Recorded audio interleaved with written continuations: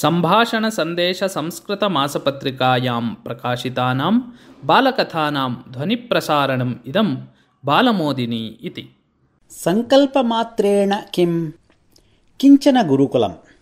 आचार्यस्य बहवः शिष्याः। सर्वे श्रद्धया विद्याभ्यासं कुर्वन्ति।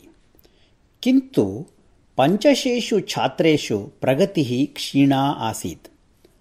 तत्तद्दिनस्य पाठं तत्तद्दिने एव न पठन्ति स्म ते।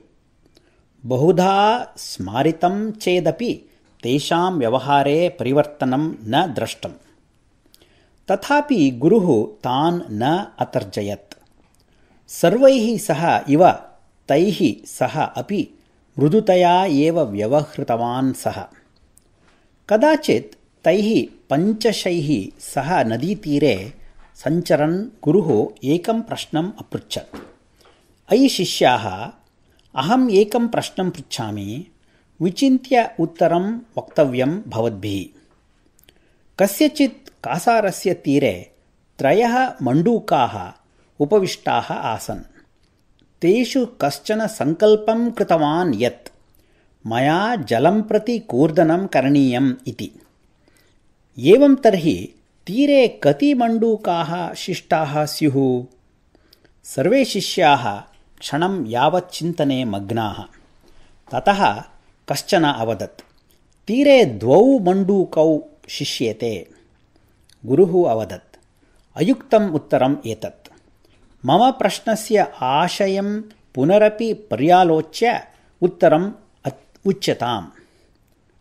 क्षणानन्तरम् अपरः शिष्यः अवदत्, अवगतं मया।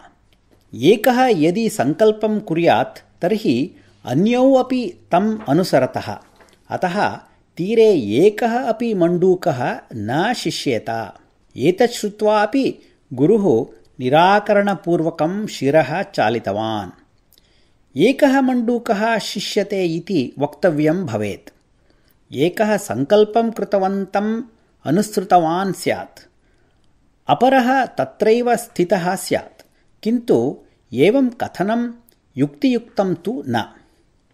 वस्तुतः तत्र तिष्ठन्ति 3 मण्डूकाः, गुरुः हसन् अवदत्। तदा शिष्याः साश्चर्यं पृष्टवन्तः, कथं तत्? जलं प्रति कूर्दनं करणीयम् इति एकेन सङ्कल्पः कृतः ननु? अतः 2 शिष्टौ स्याताम्।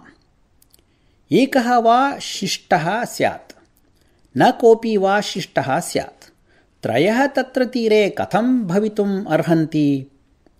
तच्छ्रुत्वा गुरुः अवदत्, वत्साः, एकेन मण्डूकेन सङ्कल्पः कृतः इति मया उक्तं, न तु जलं प्रति कूर्दनं कृतम् इति। यः सङ्कल्पमात्रं करोति सः कार्ये उद्यतः भवेत् इति तु नास्ति। यस्य सङ्कल्पः दृढः सः एव कार्ये प्रवृत्तः भवेत्।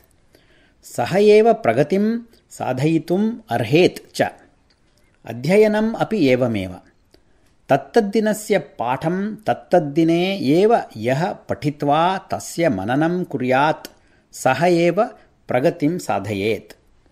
अनन्तरदिनतः एते शिष्याः अपि अध्ययने श्रद्धां प्रदर्शयन्तः, तत्तद्दिनस्य पाठनं तत्तद्दिने एव पठन्तः प्रगतिं साधितवन्तः।